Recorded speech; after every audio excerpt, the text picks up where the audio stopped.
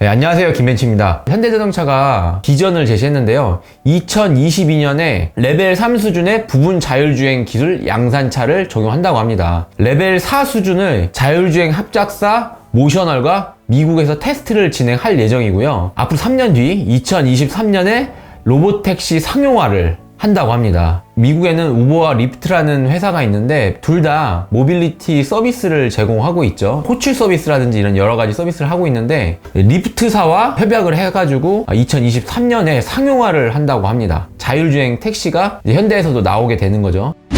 최근에 보스턴 다이나믹스라는 회사를 인수를 했습니다. 왜 보스턴 다이나믹스를 현대가 인수를 했을까요? 그 배경에 대해서 간단히 좀 설명을 해드리려고 하는데, 1년 전으로 거슬러 올라가는데요, 2019년 세스에서 현대자동차가 엄청난 발표를 하게 됩니다. 움직이는 자동차인데 그게 네 발로 이동도 합니다. 동물이 네 발로 이동하듯이. 공개된 영상을 보면은 당시에는 뭔가 그 로봇이 부자연스럽고 약간 초기 프로토타입 모델이라 아쉬운 점이 많았었는데, 인수를 함으로써 보스턴 다이나믹스의 기술을 가지고 좀 더 자연스럽고 기술에 대해서 서로 공유하게 되는 거고, 앞으로 로봇뿐만 아니라 뭐 드론, 무인 택시, 항공 무인 택시, 군사, 사람뿐만 아니라 화물도 이동할 수 있는 그런 분야, 군안 구조, 자동차하고 로봇을 서로 융합할 수 있는 서비스를 앞으로 미래 먹거리 산업으로 삼은 것 같습니다. 엄청난 것 같아요. 현대자동차가 대단히 전략적으로 나오는 것 같은데 고무적인 부분입니다.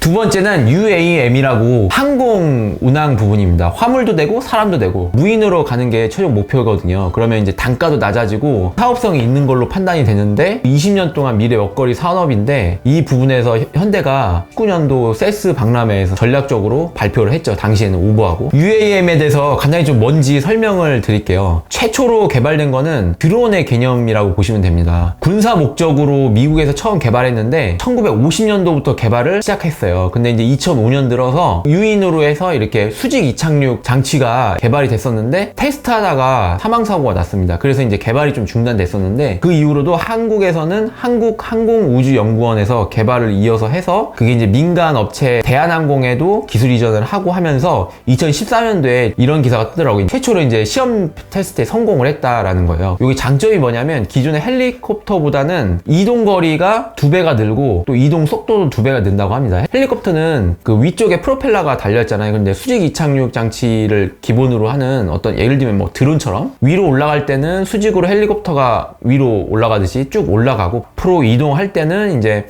프로펠러가 좀 메커니즘상 이렇게 앞으로 90도 이제 꺾이면서 속도도 내고 연료도 덜 쓰고 해서 이렇게 개발이 됐다고 합니다. 이 기술이 고급 기술인 것 같은데, 우리나라에서 그러한 기술들을 계속 업그레이드를 시켜가지고 현대자동차하고 뭐 대한항공, 인천공항공사 이런 국가에서도 그 협의체를 만들어가지고 기술 개발을 앞으로 10년간 계속 로드맵을 가지고 이어간다고 합니다.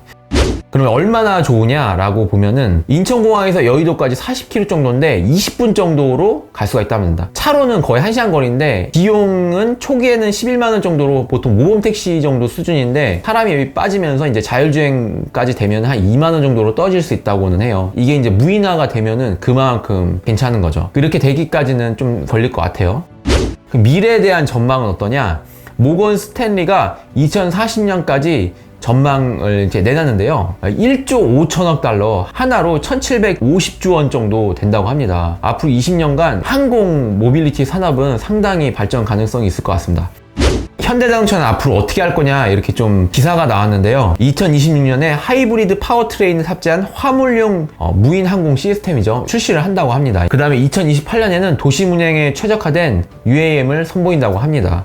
이때는 다 전동화가 되고, 2030년에는 인접한 도시를 연결하는 지역 항공 모빌리티 제품도 출시를 한다고 하네요. 현대뿐만 아니라 세계적으로도 상당히 이게 항공 모빌리티 산업에 대해서 투자가 많이 이루어질 것 같은데, 무인 자동차, 무인 택시 이런 부분도 앞으로 10년, 20년 내에 많은 발전이 있을 것 같고요. 이런 부분을 위해서 현대자동차는 자율주행 레벨 3단계의 상용화 G90이 될 것 같은데, 그런 차들을 내놓기 위해서 개발도 하고 있는 것 같습니다. 본 내용을 준비하면서 느꼈던 게, 모빌리티 산업이 빨리 상용화되고 하기 위해서는 법규가 따라와야 되는데 과연 그때까지 잘 해결될지 우려가 됩니다. 안전 문제라든지 이런 부분 부분들에 대해서 시험도 강화되고 검증 다 돼서 나오기를 좀 기대해 보고요. 사실 그런 항공 모빌리티 산업 또는 무인차 관련 무인 택시 이런 산업들이 사고가 나면은 크게 이루어질 수가 있기 때문에 사고를 미연에 예방할 수 있는 검증이 제대로 돼서 시장에 나오면 좋을 것 같다는 생각을 마지막으로 해봅니다.